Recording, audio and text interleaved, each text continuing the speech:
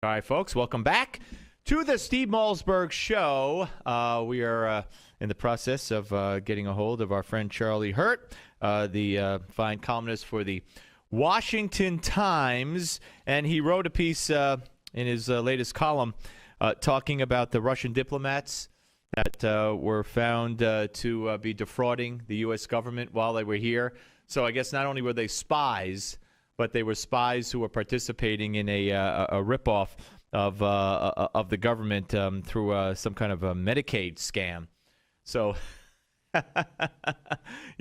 nothing should shock us. And really, it takes a lot to shock me these days. I do have to admit, it does take a whole lot to shock me these days. I want to let you hear something that Kathleen Sebelius said. A couple of things, actually, that Kathleen Sebelius said at the hearing today. She was testifying before the House. Let me get it straight. The House Committee on Energy and Commerce. And this will be cut number 38. She was asked, one of the things she was asked about was the ACA, the Affordable Health Care Hub. And you got to listen to this exchange because she winds up saying to the congressman that the hub has worked great. Well, we'll hold off on that. We'll just we'll play that for you a little bit later on in the hour because we do have Charlie. Hey, Charles Hurt, how are you? I'm good. Steve, how are you? Good. Always great to talk to you, and that also means it's Wednesday. So, yes, tomorrow's we're halfway there. Halfway there, and I always find Thursday to be the best day of the week because when you go home Thursday, you got Friday. Once you're home on Friday, I don't know. I'm all messed up in my head, but I always think you know what I love about Wednesday? What? I love about Wednesday that finally it's the first time in the week after working all day Monday, all day Tuesday, sometimes all day Sunday.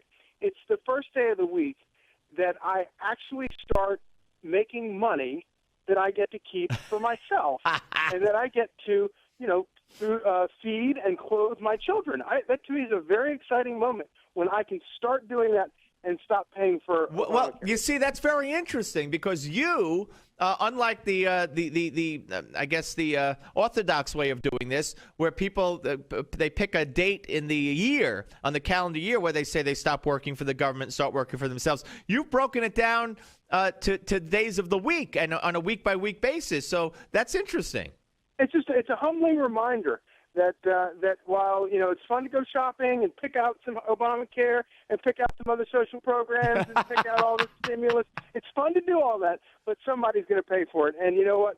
You and I pay for it up until we pay all day Monday, all day Tuesday, and then I think it's sometime before lunch on Wednesday that I start hearing the first little dribbles of change coming into my own coffers.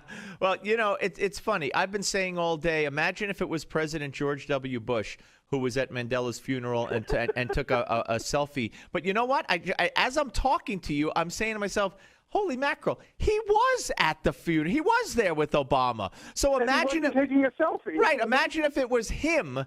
Even though he wasn't president, that wouldn't even make it even better. If he, was clowning around, taking a selfie with even Cameron and the Danish prime minister, oh my gosh! Or OMG, as the selfie world would put it. It's so amazing, and as disappointing and sad as it is that we have a president who would sort of degrade the office and degrade the country in this way. The thing to me that is even more mind-boggling is that what kind of a person goes to a funeral and hands it up and thinks they're somehow the star of the funeral? It just blows my mind. I can't even wrap my head around the kind of unseriousness and arrogance that is required for an adult to do something like that. But wait, he was the star. He not only is he the last brother of the Kennedy clan, according to Chris Matthews way back, but he's also the heir apparent to Mandela. He has to carry on. He's the first black president of America, there to honor the first black president of South Africa. Did you count? Because I couldn't keep up with how many me, my, and I's were in his eulogy. No, that's a good. Somebody should definitely. Oh my goodness! I think the people have gotten tired of counting him up in all of his speeches because it really is so outrageous. But that would have been a really good one. I mean, how many times can you say I or me in a eulogy at someone's funeral? That's a good one right there. All right, you know what? Now tonight, of course, I'm going to have to try to go home and do it because now you've motivated me. And then we got the handshake. You know, and I mean, this is, and we find out, according to one report today, something I said to Congressman Yuleskamp yesterday. I said, I bet you we're going to find out, just like they hoodwinked us with this Iran story, that, the president wanted to shake the president of Iran's hand at the UN. He couldn't do it, so he called him in his limo, and now they're going to be talks. And then Kerry says, we'll have an agreement in a few weeks. And it turned out they had been talking for months. So I said, I bet you we're going to find out that they've been talking to Cuba for months. And sure enough, there's a report out there today that that's exactly what's going on. Yeah, the Daily, Josh Rosen over at the Daily Beast reported that they have been, the two top levels of the two countries have been in talks for months, and secret talks for months. And obviously, when you're the president of the United States and you arrive at the platform where you're seated, everything is meticulously scripted by everybody. The State Department, by the White House, by Secret Service, obviously, although they seem to let an imposter hand gesturer for the deaf get up there on stage right beside Obama. Oh, my God. What was that about? How many times have I said, oh, my God, about this whole thing? Could you imagine? Every time I see this guy, I'm like, what the heck? He was making this up?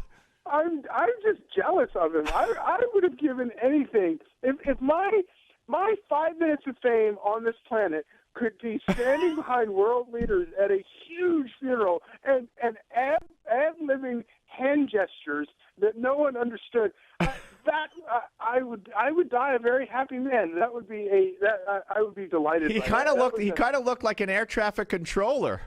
Yeah, and and I saw one Sky News or somebody they got so upset about it that they set up an actual sign reader, like in a little box in the screen, right on the other side, and then that way you could watch both of them. And I don't know what the guy was doing, but they weren't doing the same thing. That's for sure. My goodness! All right, so you wrote a great piece. I was talking about right before you came on about these Russian diplomats who not only were here to spy, but also were ripping us off in a Medicaid scam. Yeah, and these people and our people are surprised by this. They're shocked by this. Like they didn't. I mean, but honestly, is there anyone that we don't give welfare to? I mean, are we just paying for the whole world's welfare? If you come to this country and you run out of money and you don't have a plane ticket back, that means you can go and if you can prove that you're making so little money that you deserve welfare, then we can just pay for your welfare. Well, we would all fit into that category, apparently, depending on the day of the week. Yes, that's a great point. You know what? That's an excellent point. I'm going to start going down to the Department of Free Stuff office and demanding free stuff on Monday and Tuesday because I got nothing. Right, and if they want to know how much you're earning in a week, you could just lap off Monday, Tuesday, and part of Wednesday and say, here's what I'm making. It's because the rest of it's going to you. Yeah, I could honestly on a Monday or Tuesday say I am earning a negative amount. I am still in the hole. I'm basically in debtor's prison. So you should put me on welfare and congratulate me for being in debt. There you go. All right, Charles, we will speak to you next week. Charles Hurd of the Washington Times. Thank you. Thanks, Steve. Take care. All right, there you go, folks. It's always fun. I always love talking to Charles Hurd.